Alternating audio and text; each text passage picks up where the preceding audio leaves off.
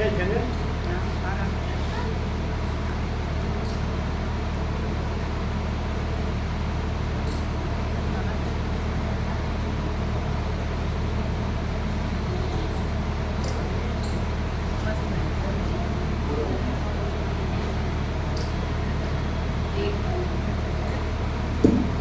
सप्ततितमः सर्गः।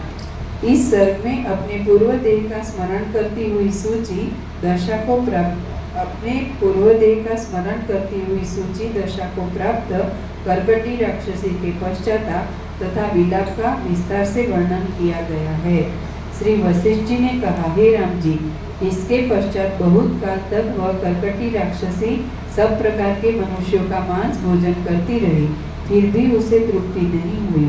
वह तो पूर्व दिन से ही रुधिर के बिंदु मात्र से तृप्त हो गई थी, क्योंकि सूची के उदर में क्या समा सकता है, परंतु तृष्णा रूप सूची का तृप्त होना अति कठिन था, भले ही वह चाहे जितना अधिक रक्तपान कर ले। अब उसने अपने चित्त में सोचा कि हाँ, बड़े कष्ट की बात है, मैं सूची रूप को क्यों प्राप्त हुई? मैं अति सूक्ष्म और शक्तिहीन हूँ, मेरे भीतर एक ग्रास भी नहीं समा सकता। हाँ, मुझ दुर्बुद्धि के वे विशाल अंग कहाँ गए? कृष्ण मेघ के समान विशाल वे मेरे सारे अंग वन में गिरे हुए पत्तों के समान नष्ट हो गए, सारे अंग। हाँ, स्वादु मांस का सरस ग्रास मुख में प्रवेश करता हुआ इस दशा में प्राप्त मुझ मंदभागिनी के में कुछ भी नहीं समाता, अर्थात इसी समय में खूब भोजन खाती थी, परंतु अब मेरा उदर इतना छोटा हो गया है कि उसमें बिंदु भर रक्त समाता है। भला इससे मेरा उदर कैसे भरेगा? मैं किसी के चरण में निमग्न होती हूँ, पृथ्वी तल पर गिरती हूँ। हाँ, मैं मनुष्यों के चरण समूहों से मारी गई हूँ और प्राणियों के शुक्र वीर्य से मलिन भी हो गई हूँ। हाँ, मैं मारी गई। हाँ, मैं सर्वथा अनाथ हूँ, मुझे धीरज बंधाने वाला मेरा कोई मित्र या बंधु नहीं है। मैं आश्रय स्थान से रहित हूँ, दुख से भी अधिक दुख में मैं डूब रही हूँ और मेरे प्राण संकट से भी अति संकट में है। मेरी न कोई सखी है, न दासी है, न माता है, न पिता है, न मेरे कोई बंधु है, न कोई सेवक है और न कोई भ्राता या पुत्र है। न तो मेरा शरीर है, न स्थान है और न ही कहीं मेरे लिए शरण का स्थान है और न कभी मैं एक स्थान में रह पाती हूँ, किंतु पवन के समान इधर उधर भटकती रहती हूँ। इस समय मैं भारी विपदा में हूँ और मैं महासंकट में प्रविष्ट हो गई हूँ। इस समय मैं मरना चाहती हूँ, परंतु वह भी मुझे नहीं मिल रहा है। मुझे मूढ़ बुद्धि ने अपना नीच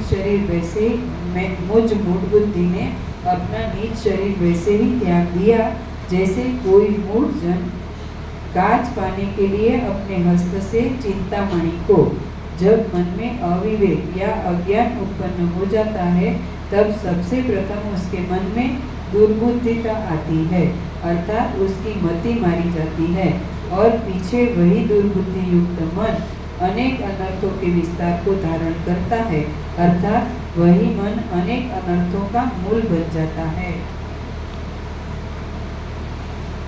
देखो, जब कभी कोई मुझे सूत्र में पिरो देता है तो धूम के स्थान में बंधी हुई धूमों के ऊपर स्थित रहती हूँ। कभी मार्ग में फेंकी हुई गधे, ऊंट आदि के चरणों से कुचली जाती हूँ।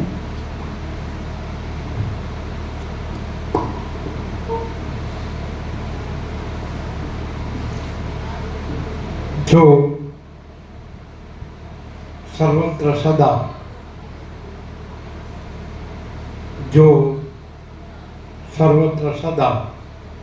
परम सत्ता पर ब्रह्म को जान लेता है, वो वही हो जाता है।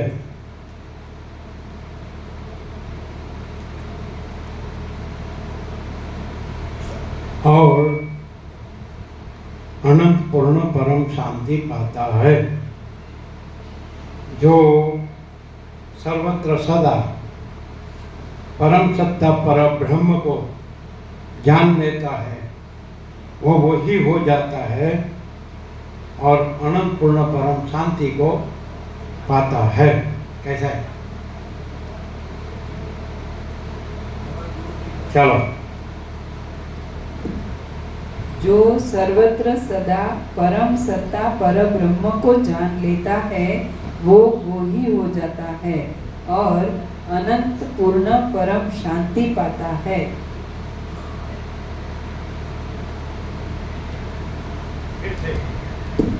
जो सर्वत्र सदा परम सत्ता पर ब्रह्म को जान लेता है वो ही हो जाता है और अनंत पूर्ण परम शांति पाता है।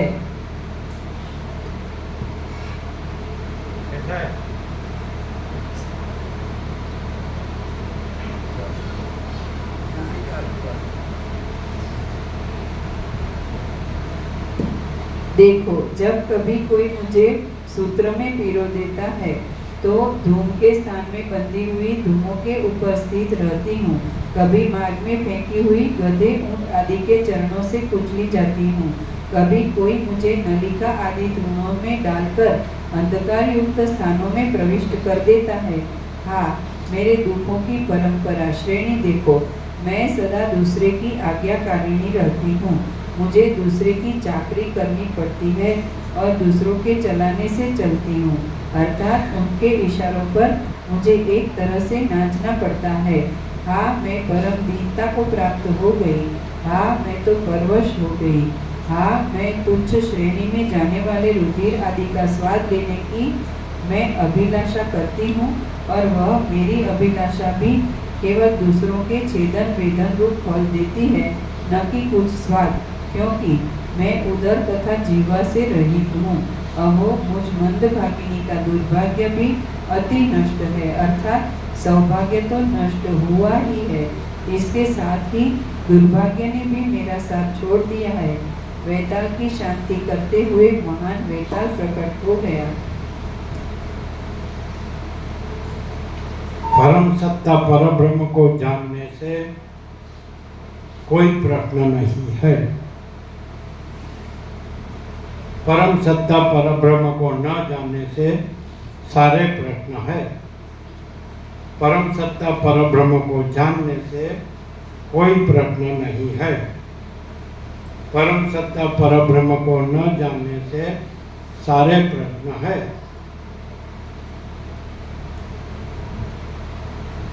कैसा है?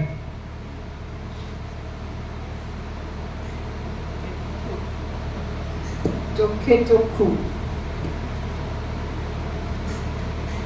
परम सत्ता परब्रह्म को जानने से कोई प्रश्न नहीं है। परम सत्ता परब्रह्म को न जानने से सारे प्रश्न है।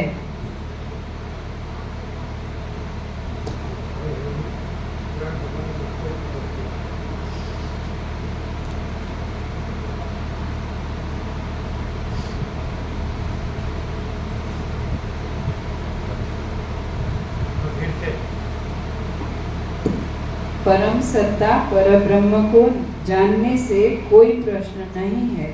परम सत्ता परब्रह्म को न जानने से सारे प्रश्न है। कैसा है? चोखे चोखू, परम चिदाकाश आणि शुद्ध आर पार।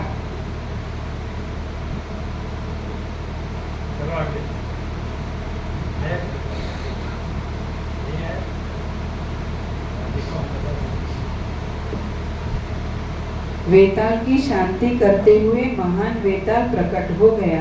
यह लोक दृष्टांत मेरे पर घट गया। देखो, शुद्ध तपस्या से मेरा सर्वनाश उपस्थित हो गया। मुझ मंदभागिनी ने उस अपने विशाल शरीर को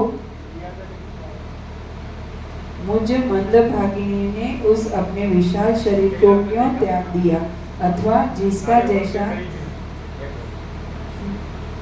मुझ मंदभागिनी ने उस अपने विशाल शरीर को क्यों त्याग दिया, अथवा जिसका जैसा नाश होना होता है उसकी बुद्धि भी उतनी ही अशुभ हो जाती है। कदाचित दैव गति से मैं मार्ग में गिर जाऊं और धूलि में डूब जाऊं तो धूलि के राशि से ढकी हुई सूक्ष्म कीट के सदृश मुझे शरीर वाली को न वहाँ से कौन निकाल सकता है, क्योंकि ऐसी लोक की कहावत है, ना पूजयत गणेशान शुचि सृष्टौ न विश्वश्रुत नापसूत्रां ततः शुचिं नष्टां विन्दति मानवः। ब्रह्मा जी ने सूची की रचना के समय में गणेश जी की पूजा नहीं की, इसीलिए सूत्र रहित नष्ट सूची कोई मनुष्य नहीं पाता। कदाचित कहो कि योगी महात्मा अपनी सूक्ष्मदर्शिता से तुझे प्राप्त कर सकते हैं, ऐसा नहीं, क्योंकि एकांत सेवी महात्माओं की बुद्धि में दुष्ट जीव कब आ सकते हैं। जैसे ग्राम या मार्ग के तृण पर्वत के ऊपर रहने वालों के चित्त में नहीं आते। मैं जो अज्ञता के समुद्र में डूबी हुई हूँ, उसका अभ्युदय उद्धार कब होगा, क्योंकि खद्योतसेवी अंधे को प्रकाशता का उदय कहाँ। इसीलिए मैं नहीं जानती कि मुझे कितने काल तक विपत्ति से बंधी हुई आपत्तियों के गड्ढों में लुढ़कना पड़ेगा। हाँ, वह समय कब आएगा जब मैं आकाश तथा पृथ्वी के नाश समय प्राणियों के संहार से स्तंभ खंबे के स्थान में कार्य देती हुई अंजन के महापर्वत के शिखराकार रूप धारण करूंगी। मेघमाला के सदृश भुजा वाली, विद्युत के समान चंचल नेत्र धारिणी, निहार के समूहरूपी वस्त्र वाली, बड़े ऊंचे लंबे केशों से आकाश को भी नापने वाली मैं कब बनूंगी।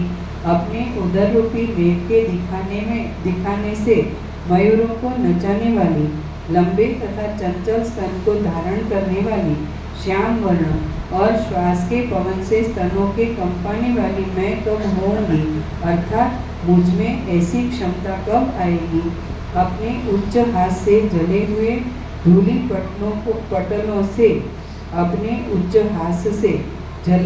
धूली पटलों से आच्छादित सूर्यमंडल को भी रोकने में समर्थ और काल के समान सब प्राणियों के ग्रास रूप एक मुख्य कृत्य सहित भयंकर आकार धारण करने वाली मैं कब होंगी। अग्नि के समान देदीप्यमान उलूखल, ओखली के सदृश गहरे नेत्र वाली, सूर्य की माला की हारिणी और एक पर्वत से दूसरे पर्वत पर पाद स्थापन करके चारों ओर विहार करने वाली मैं कब होंगी। हाँ, मेरा उधर बड़े गड्ढे के समान महान प्रकाशशील कब होगा और मेरी वह शरद काल के मेघ के समान अति चिकना नखों की पंक्ति कब होगी। मेरा वह बड़े बड़े राक्षसों के हृदय को विद्रावण करने वाला मंद स्निग्ध मुस्कान कब होगा और नितंबों के बजाने से महारण्य में प्रसन्न होकर मैं नृत्य कब करूंगी।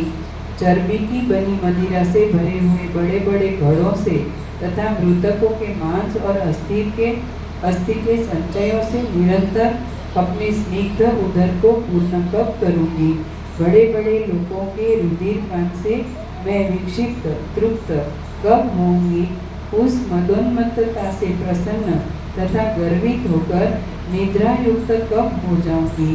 मैंने ही उस दुखदायी फल देने वाले तप रूप अग्नि में अपने प्रकाशमान शरीर को भस्म कर दिया, जैसे सुवर्ण अपने स्वरूप को नष्ट करके भस्म रूप धारण करता है। जैसा ही यह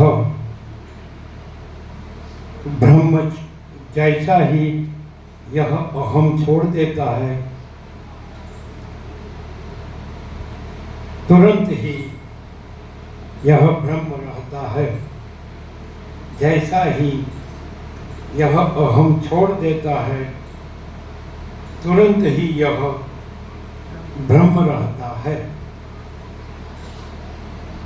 जैसा ही यह अहम छोड़ देता है, तुरंत ही यह ब्रह्म रहता है। कैसा है? क्लियर?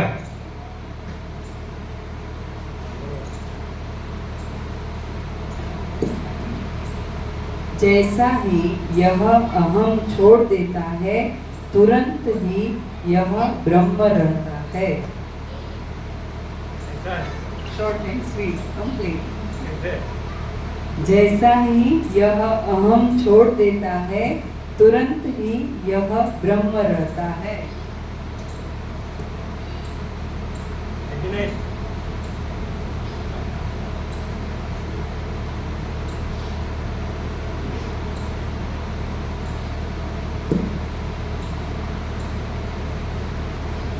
उस मदोन्मत्तता से प्रसन्न तथा गर्वित होकर निद्रा युक्त कब हो जाऊंगी। मैंने ही उस दुखदायी फल देने वाले तप रूप अग्नि में अपने प्रकाशमान शरीर को भस्म कर दिया, जैसे सुवर्ण अपने स्वरूप को नष्ट करके भस्म रूप धारण करता है, ऐसे ही मैंने स्वर्ण के समान अपने रूप सौंदर्य को। हिंदी में गोथा शब्द नहीं है ना, गोथा खाना नहीं है ना, गोथा खाना शब्द नहीं, तो क्या है? ऐसा गुजराती में कहते हैं ना, संसार में गोथा खाना। गुजराती में क्या कहते हैं? हिंदी में क्या कहते हैं? हिंदी में क्या कहते हैं?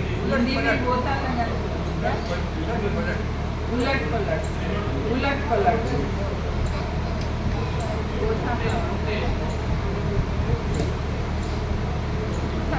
ગુજરાતી માં જેટલો પરફેક્ટ છે એવો હિન્દી એવો શબ્દ નથી। क्या बोलते हैं? કોથા ખાવા એ ગુજરાતી જેટલો પરફેક્ટ શબ્દ છે એવો હિન્દીમાં કોઈ નથી જોતો। नहीं है, ठीक है, हम देते हैं। जैसा ही यह अहम करता है,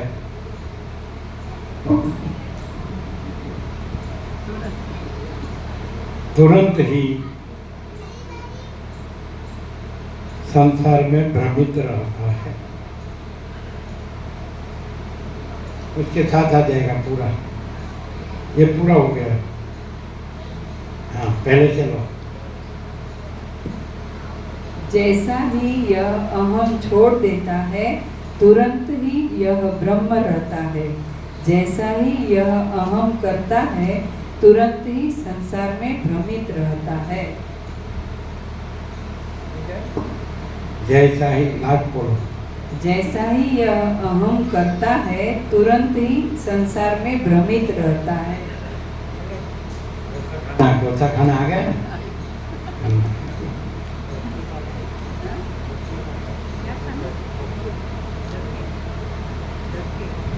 चलो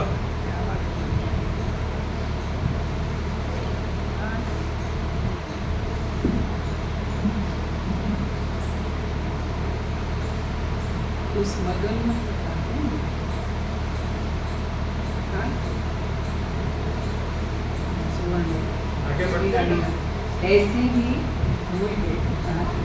ऐसी ही मैंने स्वर्ण के समान अपने रूप सौंदर्य को नष्ट करके लोहमय सूची रूप को कहा, वह दिशाओं के तत्वों को पूर्ण करने वाला अंजन के पर्वत के समान मेरा शरीर, और कहा तृण के तुल्य कोमल और मकड़ी के पादाग्र के समान सूक्ष्म यह सूची रूप। यदि अज्ञानी जीव को सुवर्ण का अंगत डिजायट मिल जाए तो भी वह उसे यह मिट्टी है ऐसा समझेगा और उसे इस प्रकार त्याग देगा, जैसे मैंने सूची रूप के लोभ से अपने उस प्रकाशमान विशाल शरीर को त्याग दिया। हाँ, हे विंध्याचल की निहार सहित गुहा के तुल्य विशाल उदर, आज तुम सिंह के समान वनों में हस्तियों का अंत क्यों नहीं करते? हाँ, अपने भार से पर्वतों के शिखरों को तोड़ने में विशाल दोनों भुज, आज तुम पुरोडाश यज्ञ में देव भोज्य अन्न की बुद्धि से चंद्रमा को बाधा क्यों नहीं पहुंचाते? हाँ, कांच मणियों के टूटने पर भी सुमेरु के तट के समान मनोहर विशाल मेरे वक्षस्थल, आज तुमने सिंहों को भक्षण करने के स्वभाव सहित जू के समूहों में अपने रोम रूपी गहन में क्यों नहीं धारण किया? हाँ, कृष्ण पक्ष की रात्रि के अंधकार रूपी शुष्क ईंधन को जलाने वाले मेरे दोनों नेत्र, तुम अपने दर्शन रूपी ज्वाला की मालाओं से दिशाओं को क्यों नहीं भूषित करते? हाँ, मेरे स्कंद रूपी प्रिय बंधो, मैंने तुम्हारा त्याग कर दिया, तुम पृथ्वी तल पर नष्ट हो गए, तुम काल पाकर पर्वतों की शिला में घिसकर चूर्ण हो गए। हाँ, कल्पान की दावाग्नि से दग्ध चंद्रमा के बिंब के समान मनोहर मेरे मुख रूप चंद्र, आज तुम मेरे शरीर के किरणों से दीप्यमान क्यों नहीं होते? हा हा मेरे महान आकार वाले वे दोनों हस्त, आज तुम कहाँ चले गए? हाँ, मैं तो मक्षिका के दूर से भी संचालित महासूची रूप हो गई। हाँ, उग्र करंज गंजे से पूर्ण विद्यमान कंद के सदृश उत्तम गर्त से शोभायमान मेरे भक्त, हे मेरे भक्त, विंध्याचल के श्रेष्ठ तट के समान तथा निर्मल बिंबफल के सदृश हे मेरे नितंब, अब तुम कहाँ गए? हाँ, कहाँ वह आकाश को पूर्ण करने वाला मेरे शरीर का आकार, और कहाँ यह नूतन तुच्छ सूची का निज शरीर, कहाँ तो वह आकाश से अंतराल को पूर्ण करने वाला मुख का महान गर्त, और कहाँ यह सूची का मुख। हाँ, कहाँ तो अनेक प्रकार के भारों के विपुल आहार, और कहाँ यह जल बिंदु सा भोजन। अहो, मैं कैसे सूक्ष्म हो गई। हाँ, यह मैंने ही अपने आत्मा के नाश के लिए नाटक रचा है।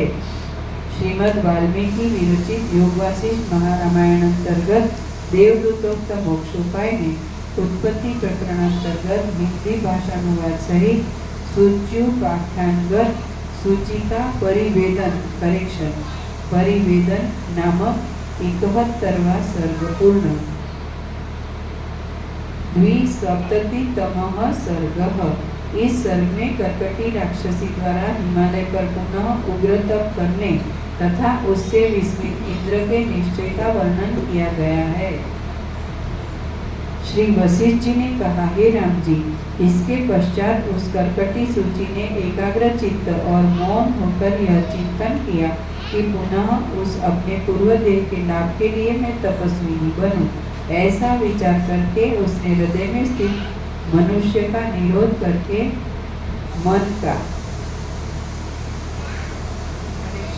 हृदय में स्थित मन का निरोध करके पहले की तरह वह हिमाचल के शिखर पर तप करने के लिए गई। प्रथम उसने अपने आत्मा में सूची रूप को देखा, और पुनः प्राणवायु रूप जीव सूची ने अपने उपाधिभूत प्राणों से मन से कल्पित लोहमय सूची में प्रवेश करके इसके अनंतर जीव सूची आत्मा में उस लोहमय सूची रूप को देखती हुई क्रिया प्रधान प्राणवायु रूप शरीर होकर हिमवान के शिखर पर गई। इसके पश्चात दृढ़ दावानल से संयुक्त सब प्राणियों से वर्जित बड़ी भारी इंद्रनील शिला के समान कांति वाले धर्म सहित वायु से रुक्ष तथा धूलियों से धूसर मलिन वर्ण उस हिमालय के शिखर पर वैसे ही स्थित हुई जैसे तृण रहित विशाल मरुस्थल में सूखी हुई तृण की शिखा अकस्मात पुनः उसी स्थान में अंकुरित हो। उस सूची के सूक्ष्म पाद के ऊर्ध्व भाग के लेश से पृथ्वी का आश्रय लेकर अपने आत्मा से कल्पित, क्योंकि दो पाद मनुष्यादि में ही होते हैं। दो भागों के मध्य में आधे अग्रभाग को छोड़कर आधे अग्रभाग के लेश से स्थित होकर वह तप करने लगी। सूक्ष्म पाद के तल से वसुधा पृथ्वी के रेणु को भी संकट पहुंचाती हुई अर्थात कठिनता से स्पर्श करती हुई सम्मुख के जो दो भाग हैं उनमें तथा जिस अंश में स्थित है उस भाग में फैली हुई दृष्टि को संपूर्ण विषयों से यत्न से रोक कर ऊपर मुख करके खड़ी हुई।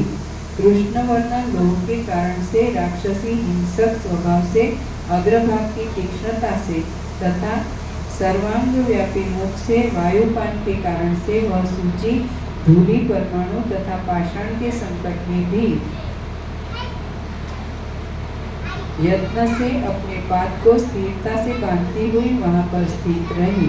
वन में क्षुभित तथा पथिक को दूर से देखने के लिए उठी हुई तथा अग्रभाग तक तृणादि के अग्रभाग में स्थित और पथिक को राहगीर के व्यामोह के लिए वायु से भी अपंपायमान दृष्टि को उसने तृण जलौका का अनुकरण किया। उसके मुख के छिद्र से निकली हुई सूर्य के किरण के सदृश सूची के समान आकार धारण किए हुए तपस्या भी उसके पश्चात भाग की रक्षा करने वाली शक्ति रूप हो गई। क्षुद्र भी जब अपना मित्र हो जाता है तो प्राणीजन उसके ऊपर दया करते हैं। देखो, तपस्या ने भी सूची के प्राण की चिंता से उसके प्रति सखी का कार्य किया। उस सूची की अपनी छाया भी उसकी दूसरी तापसी सखी हुई।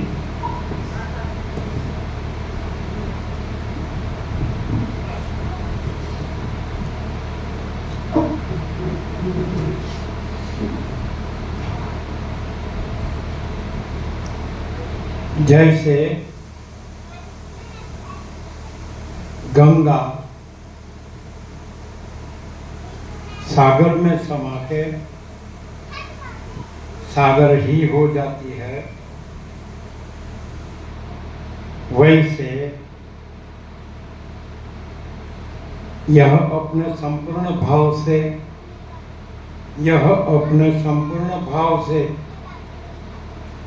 परम सत्ता परब्रह्म में समा के परम सत्ता परब्रह्म ही हो जाता है। जैसे गंगा सागर में समा के सागर ही हो जाती है, वैसे यह अपने संपूर्ण भाव से परम सत्ता परब्रह्म में समा के परम सत्ता परब्रह्म ही हो जाता है। कैसा है? क्लियर? जैसे गंगा सागर में समा के सागर ही हो जाती है, वैसे यह अपने संपूर्ण भाव से परम सत्ता परब्रह्म में समा के परम सत्ता परब्रह्म ही हो जाता है।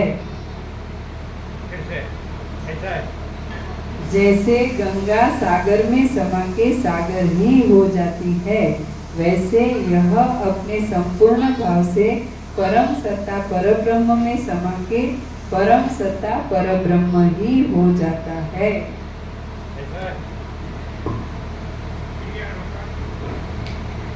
क्लियर हो गया? कैसा है? परम सत्ता परब्रह्म नो कैवल्य कंप्लीट।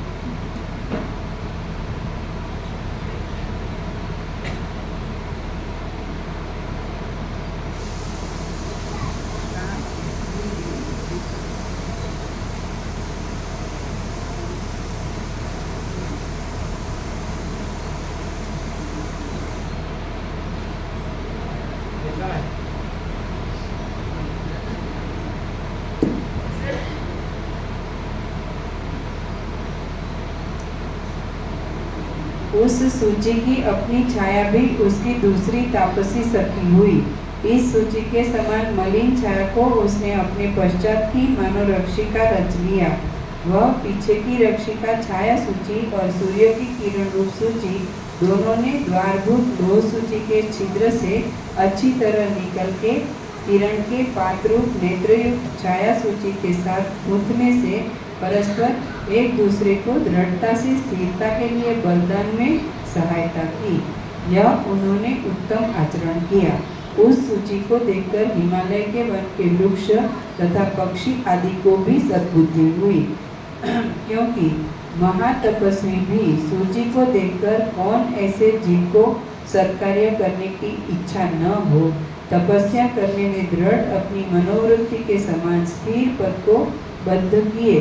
उस तपस्विनी सूची को देखकर वृक्ष लता आदि ने अपने पुष्प फलादि से या शीत वायु मुख के भांकृत शब्दों से भोजन किया था, अर्थात उसके मुंह से झंकार शब्द निकलता था। ऐसे झंकार शब्द पूर्वक भोजन करना पाकर लोगों में प्रचलित है।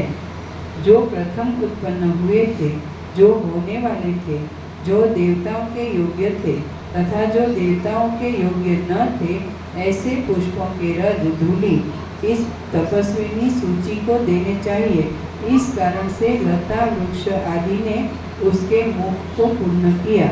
इसके अनंतर महेंद्र द्वारा भेजा हुआ विघ्नरूप मांस का रज वायु से प्रेरित होकर छिद्र रूप से स्थित उसके मुख में प्रविष्ट हुआ, परंतु तपस्विनी सूची ने उसे नहीं निगला। दृढ़ निश्चय से उसने मांस के कणों को नहीं निगला, क्योंकि जो आत्मबली होते हैं भले ही वे तुच्छ जीव हो, फिर भी वे तप के विघ्नों को दूर करने के लिए तैयार रहते हैं। उसने मुख में आगत पुष्पों के रजों को भी पीना स्वीकार नहीं किया। इस कार्य से पवन को महामेरु के उखड़ने से भी अधिक विस्मय हुआ।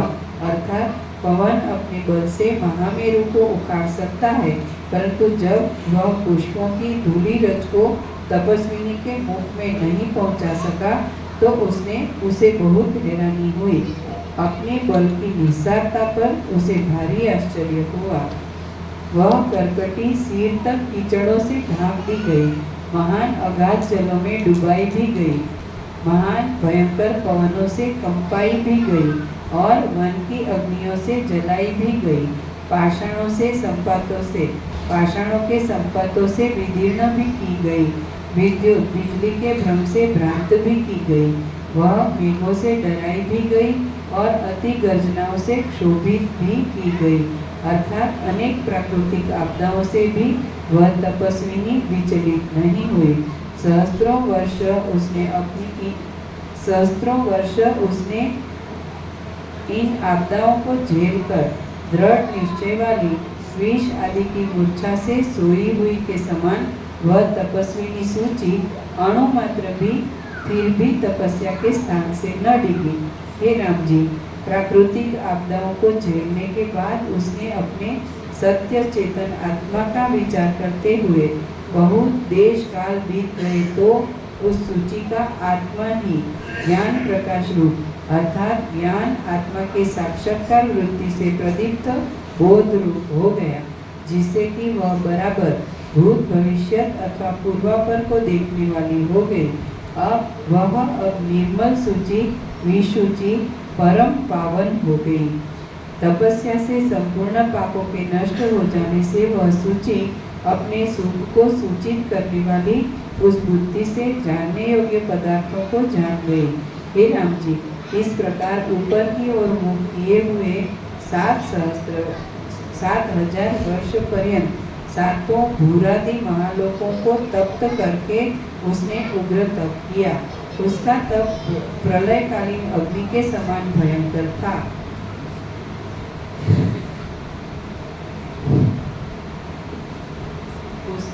उसके ऐसे उग्र तप से महागिरी हिमालय भी प्रज्वलित हो गया और उससे संपूर्ण जगत जलने के समान हो गया। हे राम जी, इंद्र ने नारद जी से यह पूछा कि हे भगवान, किसके तप से यह संपूर्ण जगत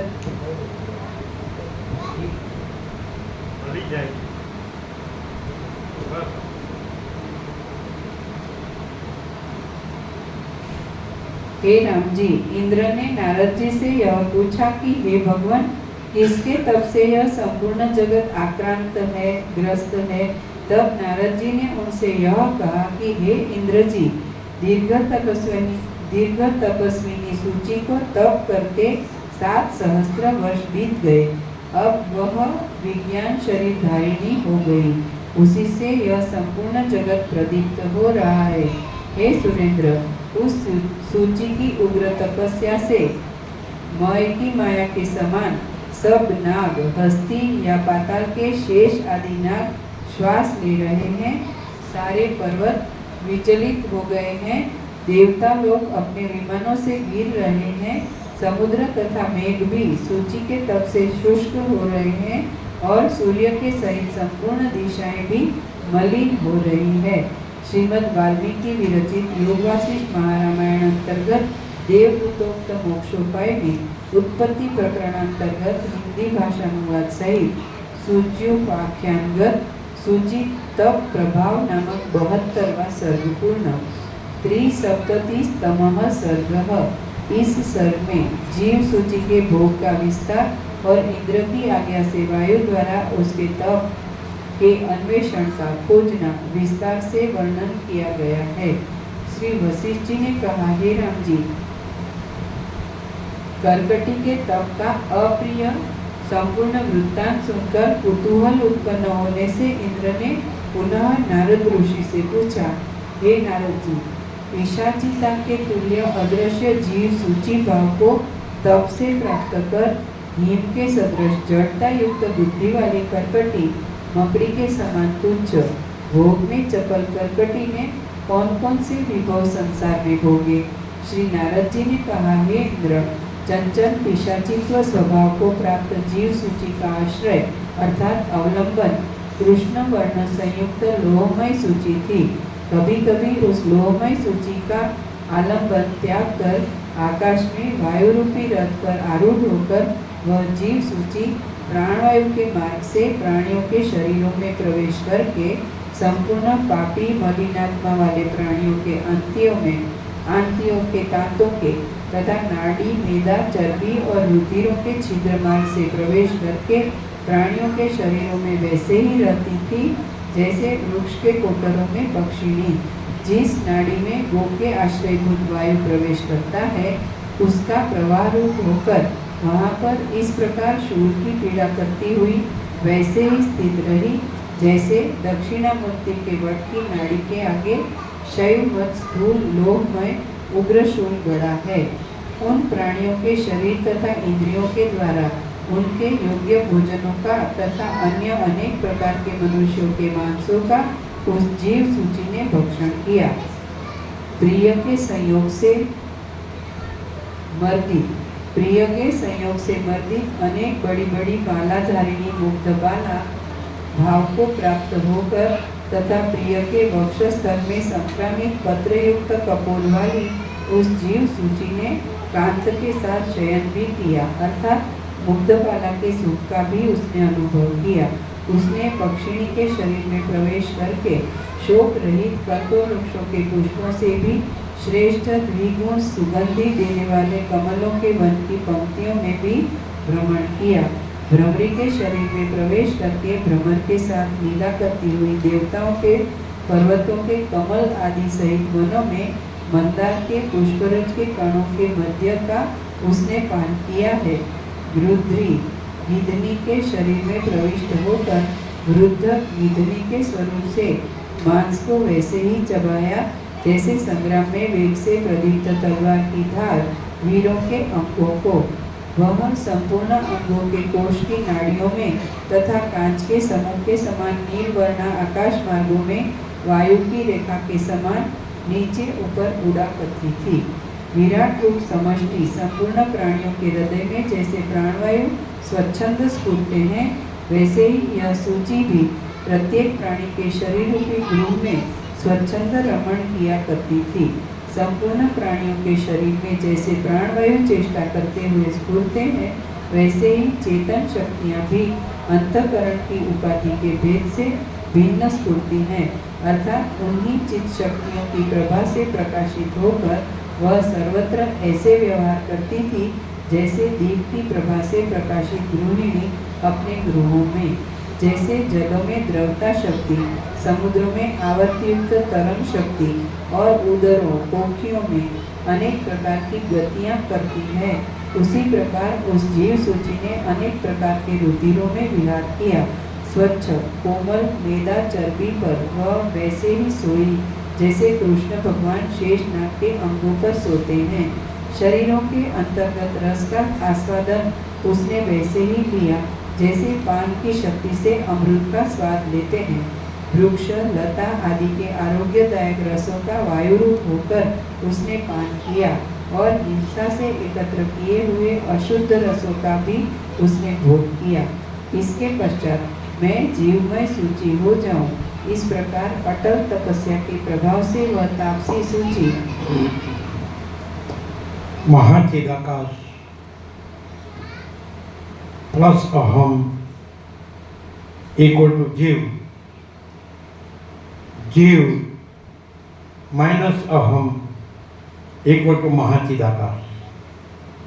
महाचिदाकाश प्लस अहम इक्वल टू जीव माइनस अहम इक्वल टू महाचिदाकाश। ऐसा है।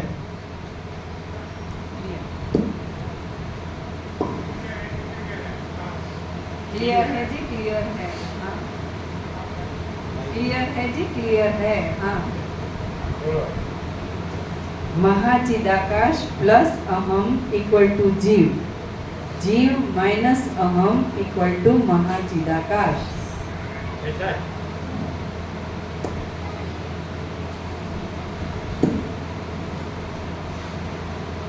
इसके पश्चात मैं जीव सूची हो जाऊं, इस प्रकार अटल तपस्या के प्रभाव से वह तापसी सूची अब परम पावन पाप रहित हो गई।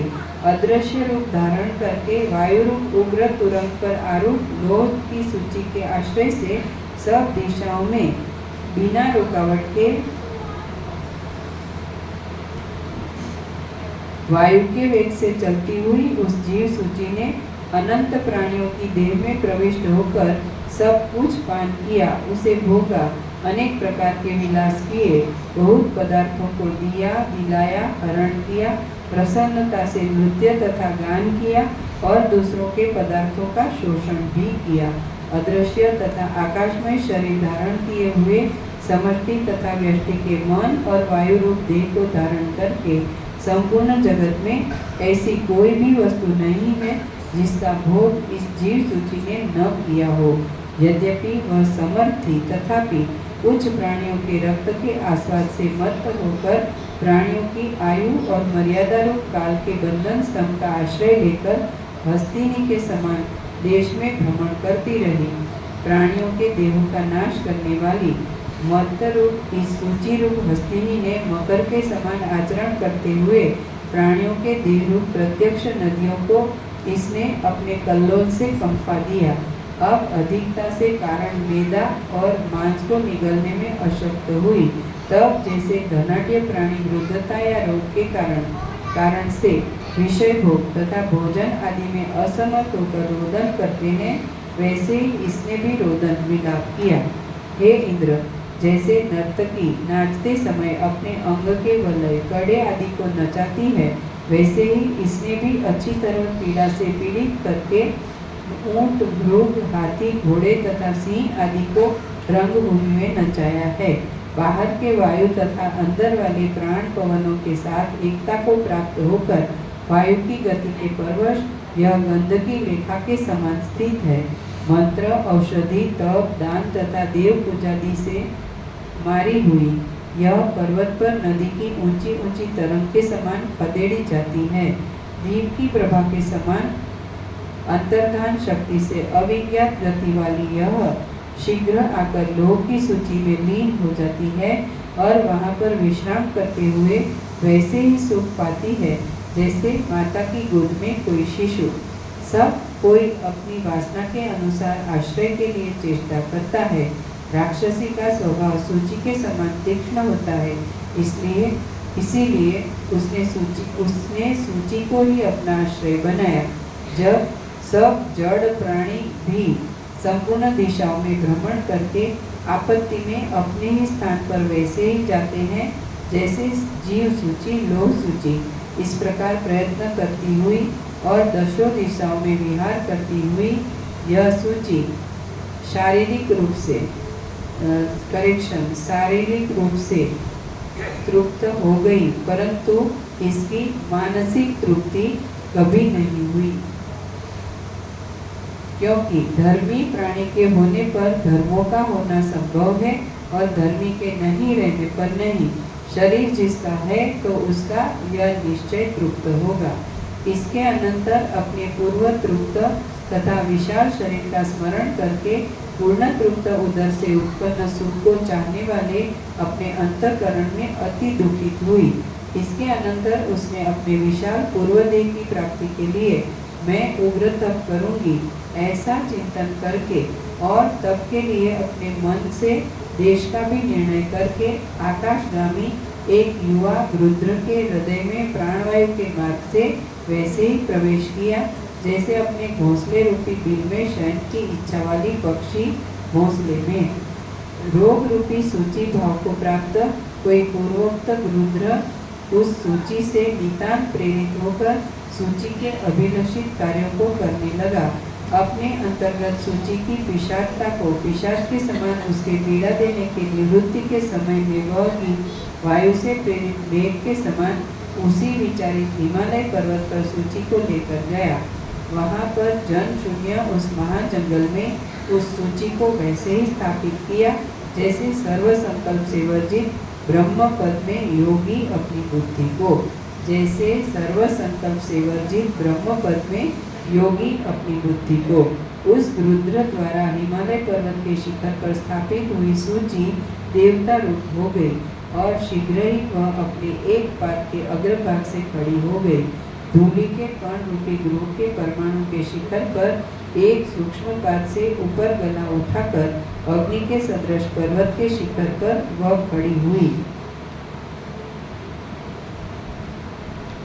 उस रुद्र द्वारा स्थापित खड़ी की हुई लोह सूची को देखकर जीव सूची भी पक्षी के शरीर से बाहर निकलने लगी।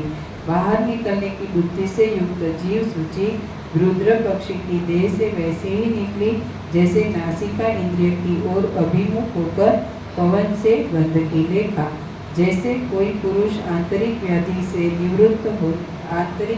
के निवृत्त हो जाने से स्वस्थ हो जाता है, जैसे कोई पुरुष आंतरिक व्याधि के निवृत्त हो जाने से स्वस्थ हो जाता है, वैसे ही वह रुद्र भारवाही के सदृश उस सूची को वहां छोड़कर शांत होकर अपने अभीष्ट देश को चला गया।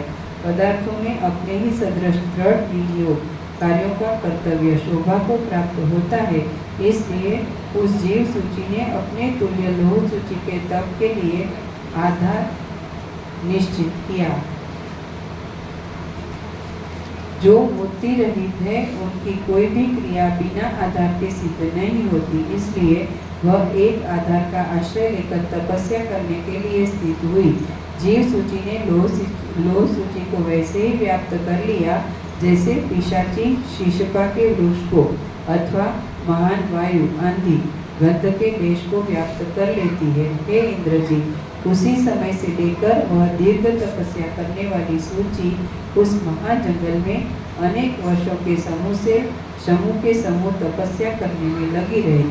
हे संपूर्ण कार्यों को करने में चतुर इंद्र जी, आपको वरदान देने के लिए शीघ्र कोई उपाय करो। उसको वरदान देने के लिए शीघ्र कोई उपाय करो, क्योंकि चिरकाल से संचित उसका तप संसार को भी भस्म करने में समर्थ है। श्री वशिष्ठ जी ने कहा, इस प्रकार इंद्र ने नारद की बातें सुनकर सूची को खोजने के लिए दशों दिशाओं के मंडल में वायु को भेजा। हे राम जी, इसके अनंतर वायु का दिव्य ज्ञान उस सूची को देखने को गया, अर्थात दिव्य दृष्टि से जाने का मार्ग निश्चित किया और वह आकाश मार्ग को त्याग कर शीघ्रता युक्त पृथ्वी पर विचरने लगा। उसने पवन की दिव्य संवित ज्ञान शीघ्रता युक्त एक अंश से ही संपूर्ण जगत को सर्वोत्कृष्ट ब्रह्म ज्योति के सदृश प्रतिबंध रहित होकर व्याप्त कर लिया और शीघ्र ही उसने वक्ष्यमाण स्थानों को देख लिया। सातों समुद्र और पृथ्वी के अंत में लोकालोक पर्वतों की रस्सी के समान जन शून्य अति विशाल सुवर्णमय भूमि देखी।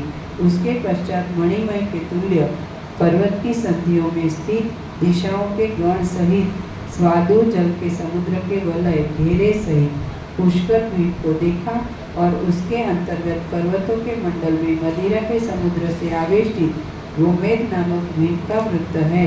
वह देश जलचर जीवों का आश्रय है, अर्थात वहाँ के निवासी जल तथा स्थल में भी गमन की सामर्थ्य रखते हैं।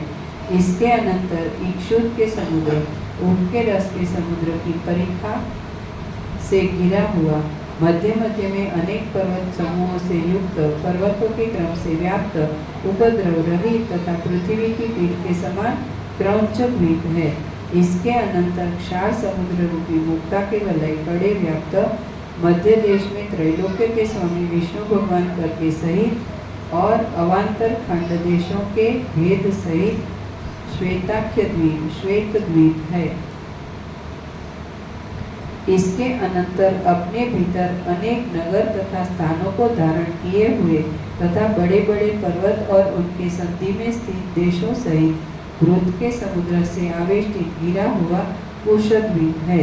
इसके अनंतर दधि समुद्र से घिरा हुआ अवधि सहित देश में प्राणियों को धारण किए शाकद्वीप है। इसके अनंतर क्षार समुद्र है, परिखा जिसकी। इसके अनंतर क्षार समुद्र है, परिखा जिसकी और इसी क्षार समुद्र से अवधि संयुक्त कुल पर्वतों से व्याप्त तथा महामेरु संयुक्त जम्बूद्वीप है। आरंभ में वायु की दिव्य संवेग वायु स्कंद के द्वारा ही उतरी और पूर्वोक्त द्वीप समुद्रों में इसी क्रम से उतरी। इस प्रकार वायु संपूर्ण द्वीप समुद्रों को प्रत्यक्ष देखते हुए जम्बूद्वीप को देखकर हिमवान के उस शृंग पर प्राप्त हुई जहाँ पर वह तपस्विनी सूची स्थित थी। उस महान भयंकर शिखर के ऊपर दूसरे आकाश के समान व्याप्त प्राणियों के संचार से रहित अरण्यानी बड़े भारी जंगल की स्थली के निकट पहुंचा। पुनः वह अरण्यानी अति विशाल वनस्थली सूर्य के निकट होने के कारण तृण आदि समूहों से रहित संसार की रचना के तुल्य 500 मील पक्ष में रजोगुण विकारमयी मृग तृष्णा की नदियों के समूह से पूर्ण समुद्र दशा को प्राप्त इंद्र के धनुष के समान सैकड़ों मृग तृष्णा की नदियों से व्याप्त इंद्र आदि लोकपालों ने भी जिसका अंत नहीं देखा, ऐसी केवल वायु की गति से बहती हुई धूली रूपी कुंडल को धारण किए हुए सूर्य के किरण रूपी कुमकुम से व्याप्त चंद्रमा के किरण रूपी चंदन से लिप्त प्रिय के आलिंगन सूचक ध्वनि को श्रवण कराने वाली आकाश विहारिणी नायिका के सदृश थी। अनंत दिशाओं के अंतों को पूर्ण रीति से व्याप्त होने के कारण विशाल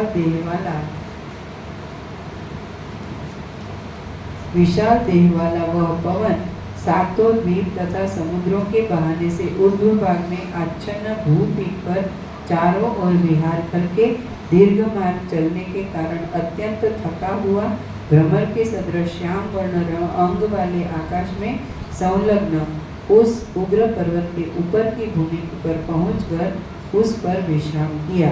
श्रीमद् वाल्मीकि विरचित योग वासिष्ठ महारामायण अंतर्गत देवदूतोक्त मोक्षोपाय में उत्पत्ति प्रकरणांतर्गत हिंदी भाषानुवाद सहित सूच्योपाख्यानगत सूची तत्वर्णन नामक 73वां सर्ग पूर्ण।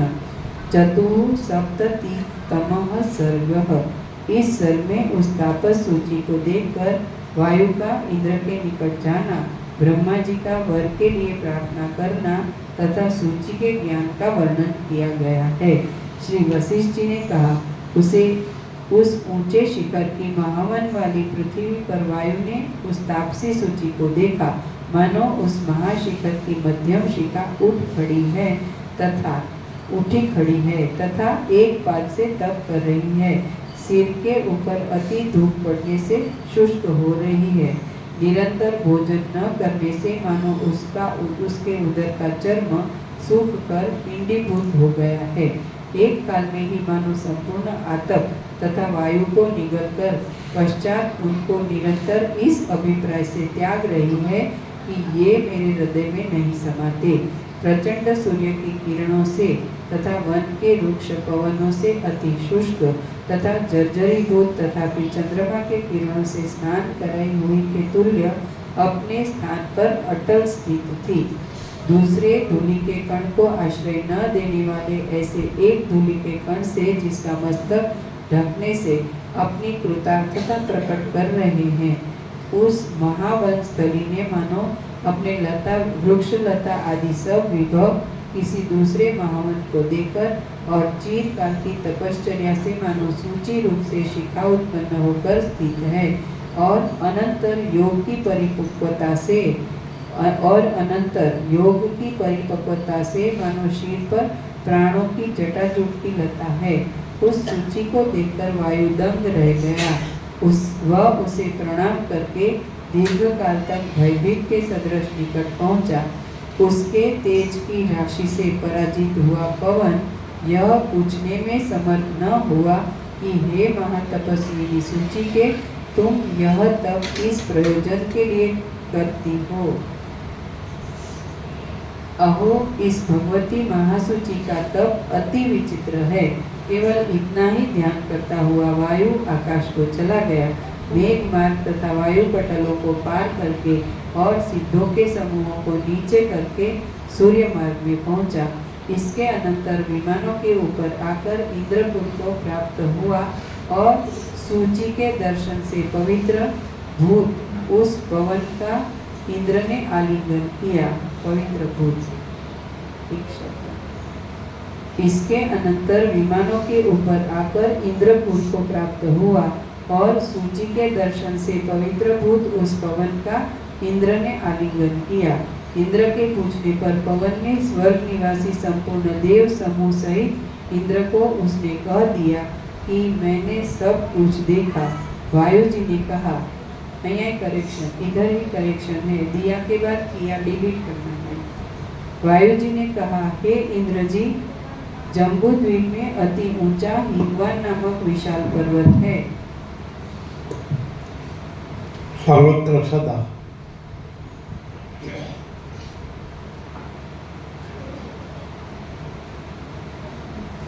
अंदर जो स्वयं प्रकाश है,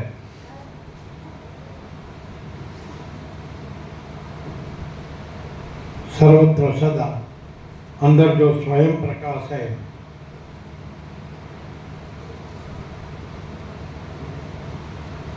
वही अपने में प्रतिभास रूप से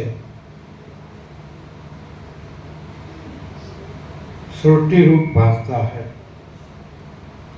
सर्वत्र सदा स्वयं प्रकाश है ना, क्या लिखा अंदर जो स्वयं प्रकाश है। सर्वत्र सदा क्या लिखा, स्वयं प्रकाश। अंदर जो स्वयं प्रकाश है। सर्वत्र सदा अंदर जो स्वयं प्रकाश है, वही अपने में अंदर जो स्वयं प्रकाश है, वही अपने में प्रतिभास रूप से सृष्टि भासता है।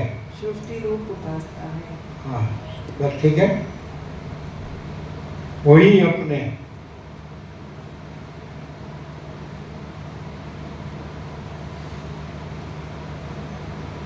केवल स्वरूप में महाचिदाकाश है। क्लियर है? सर्वत्र सदा बराबर है ना? सर्वत्र सदा अंदर जो स्वयं प्रकाश है, वो ही अपने में प्रतिभास रूप से सृष्टि रूप भासता है। वो ही अपने में केवल स्वरूप में महाचिदाकाश है। क्लियर है? क्लियर है? फिर से सर्वत्र सदा अंदर जो स्वयं प्रकाश है, वो ही अपने में प्रतिभास रूप से सृष्टि रूप भासता है। वो ही अपने में केवल स्वरूप में महाचिदाकाश है। क्लियर? कैसा है? चार वेद पूरा पढ़ ले तो 4 वेद पूरे के पूरे पढ़ ले तो भी ये नहीं होता। पूरे पढ़ ले, हाँ, अभ्यास कर ले, कुछ भी उसको आत्मसात कर ले तो भी ये नहीं होता है। क्यों नहीं? क्योंकि उसमें ब्रह्म कुछ और है और परोक्ष रूप से जाना जाता है। ये स्वयं प्रकाश उसमें ब्रह्म कुछ और है और परोक्ष रूप से जाना जाता है इसको। फिर से सर्वत्र सदा अंदर जो स्वयं प्रकाश है, वो ही अपने में प्रतिभास रूप से सृष्टि रूप भासता है। वो ही अपने में केवल स्वरूप में महाचिदाकाश है। एकदम क्लियर। चलो एक पेज।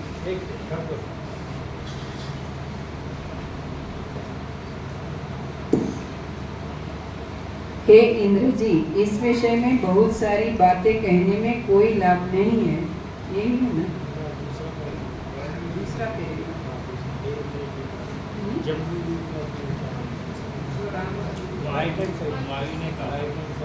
वायु जी ने कहा, वायु जी ने कहा, हे इंद्र जी, जम्बूद्वीप में अति ऊंचा हिमवान नामक विशाल पर्वत है, जिसके जामाता जमाई साक्षात भगवान महादेव जी है। उसके उत्तर भाग में महाशिखर के पृष्ठ पर अति तेजस्विनी तपस्विनी सूची स्थित है और वह अति भयंकर तप कर रही है। हे इंद्र जी, इस विषय में बहुत सारी बातें कहने से कोई लाभ नहीं है। वायु आदि के भी भोजन की शांति के लिए उसने अपने उदर के छिद्र को लोह से घन बनाकर निगारण भोजन का किया। शीत वायु के केवल मुख में ग्रसन मात्र की निवृत्ति के लिए अपने संकोच रहित अति सूक्ष्म अल्प छिद्र वाले मुख को फैलाकर धूलि के अणु कण से उसे भी ढक दिया। हे इंद्र, उसकी भयंकर तपस्या की उग्रता से हिमवान पर्वत ने अपनी स्वाभाविक हिममयता को त्याग दिया है और अग्नि के आकार अयोरूपता लोह रूपता को ग्रहण करता हुआ इस समय दुख से व्यग्र हो रहा है। इसलिए आओ, उसको वर दिलाने के लिए हम सब मिलकर ब्रह्मा जी के पास चले, क्योंकि उसका उत्तम महान तप संसार के लिए अनर्थकारी होगा, ऐसा समझो।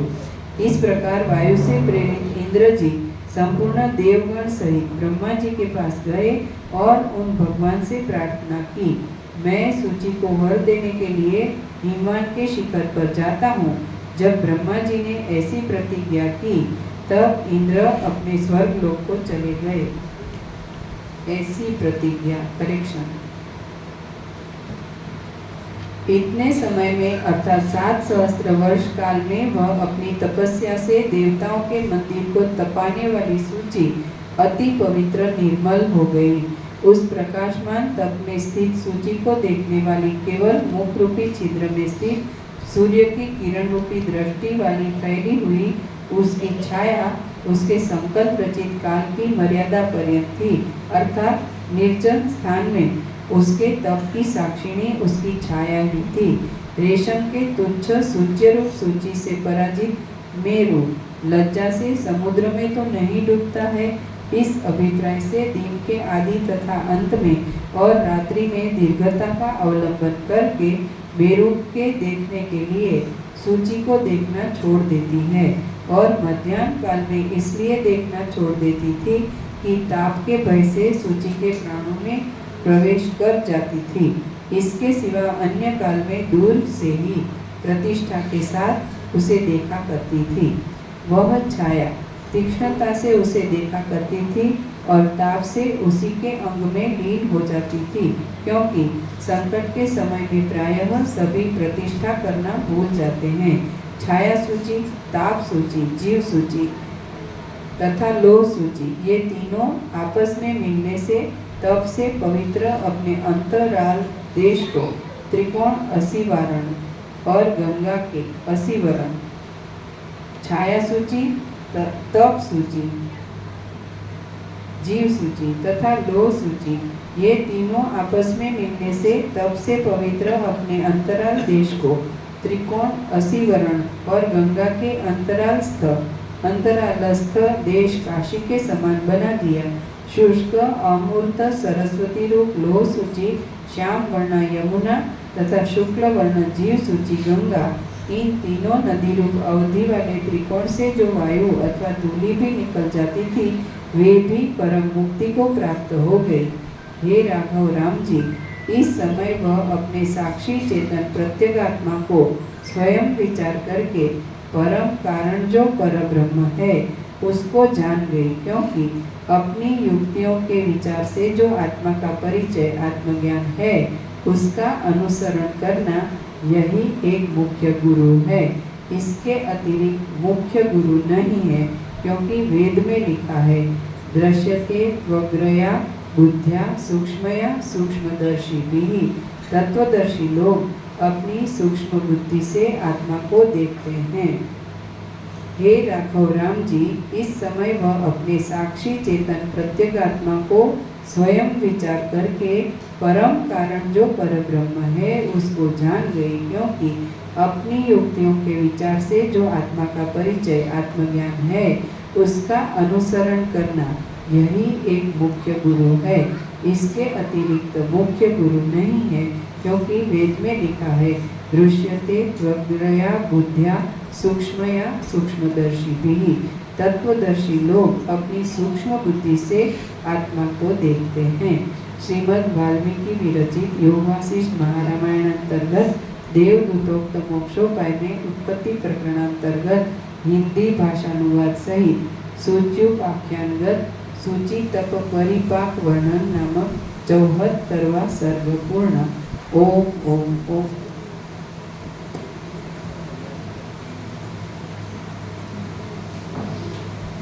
सब ले लो, सब बुक ले लो, सबको प्रसाद दे दो। नए आए हो तो उसको बता